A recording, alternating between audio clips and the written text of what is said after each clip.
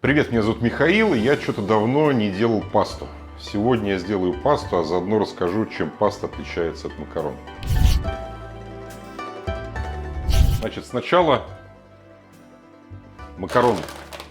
Вообще макароны — это такое советское слово. На самом деле макароны — это форма пасты. Паста делается из пшеницы твердых сортов. Кстати, пшеница обычно поставлялась традиционно из Сибири. Мы сегодня берем паппердель. Я очень люблю паппердели, потому что они широкие, у них смешное очень название. Широкая паста. У меня здесь кипит вода. Главное не обжечься, да? Добавляю пригоршню соли. И мы готовим на троих, поэтому на человека 2-3 таких гнездышка будет вполне достаточно. И готовится это у нас 7 минут. Надо быстро. Но мы успеем. Значит, здесь у меня рыбный бульон. И я его выпариваю.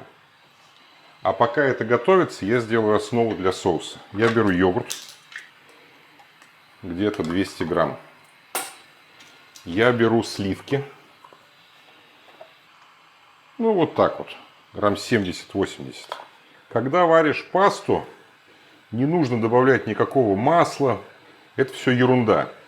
Потому что паста и так сварится хорошо. Она будет, если мы ее не переварим, она будет аль денте. То есть немножко будет к зубам прилипать, да? Беру укроп. Где-то половину от всего количества. И мелко рублю его ножом. Добавляю к йогурту и сливкам. Начищаю немножко цедры. Цедра лимона даст блюду свежесть, аромат, радость, не знаю, весны, наверное.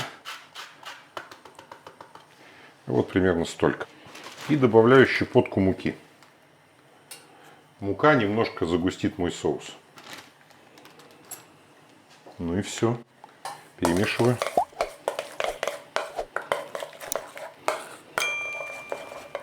Основа соуса готова. Проверяю макароны. Вот они уже расходятся. Но еще, конечно, они абсолютно сырые. Еще минут 5 осталось.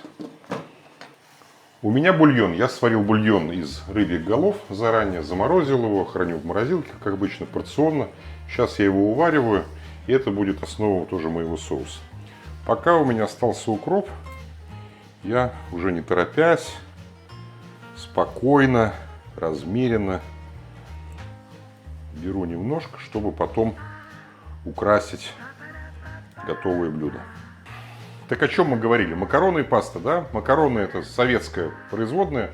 Я не люблю советские продукты, потому что они говно. Они делались всегда из плохих сортов пшеницы, и поэтому они всегда слипаются, их нужно промывать, и получается такая вот гадость, да? А паста, если ее не переваривать, получается хороший продукт. Бульон у меня уварился в 2 раза. Убавляю огонь и добавляю эту смесь в рыбный бульон. Перемешиваю. Так, вот соус у меня начинает постепенно густеть. Мне его не нужно переваривать. Мне нужно, чтобы он только чуть-чуть начал закипать, и я его выключу. Пробую. У него очень такой приятный аромат укропа. Немножко лимонной цедры. Ну, конечно же, не хватает совершенно соли и перца. Солить надо чуть-чуть, потому что мы будем добавлять икру. И нам не нужно, чтобы соус был пересоленый. И немножко перца. Вот он закипел. И я выключаю.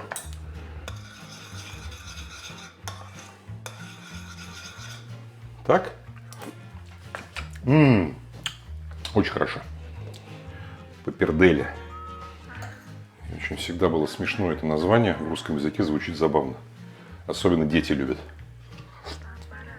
Ну, я не знаю, видно или нет, но на том месте, где я укусил, Немножко такая беленькая полосочка, да, то есть пройдет буквально еще минуту, и она будет абсолютно готова. Теперь, чтобы закончить с соусом, я беру икру, у меня икра форели, и добавляю примерно 1,5 ложки соуса и аккуратно размешиваю. Вообще, мне всегда, я когда этот рецепт обнаружил, мне было немножко непонятно, как он появился, потому что вроде как итальянское блюдо с икрой, что очень странно для Италии, но результат великолепный, поэтому не принципиально. Главное, очередной вклад россиян в мировую кулинарию.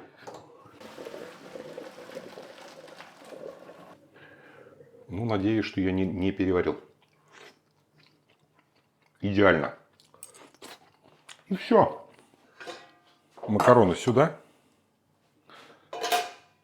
Соус сюда же. Стараемся себя не убить.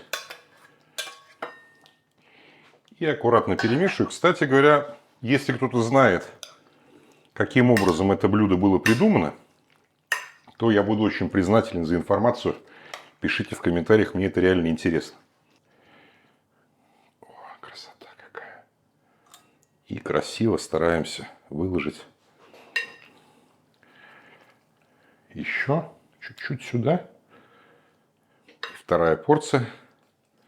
У меня сегодня 2 гостей, которых я кормлю, поэтому делаем, ну, на 3. Я отсюда поем. Здесь самое жирное осталось. Немножко соуса. Немножко соуса сюда. Это мне. Что делаем? Немножко укропа свежего. И еще немножко икры. Чтобы каждый не чувствовал себя обделенным. Вот такое вот очень праздничное, жизнерадостное, свежее и необычное блюдо. Я даже не буду дожидаться никого, да?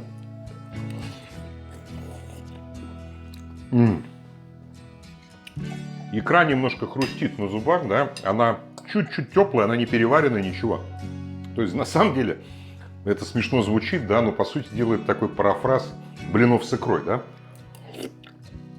Когда тесто, в него заворачивается икра, добавляется сметана, но мы еще добавили немножко свежести в виде укропа, лимона, лимонной цедры, бокал вина.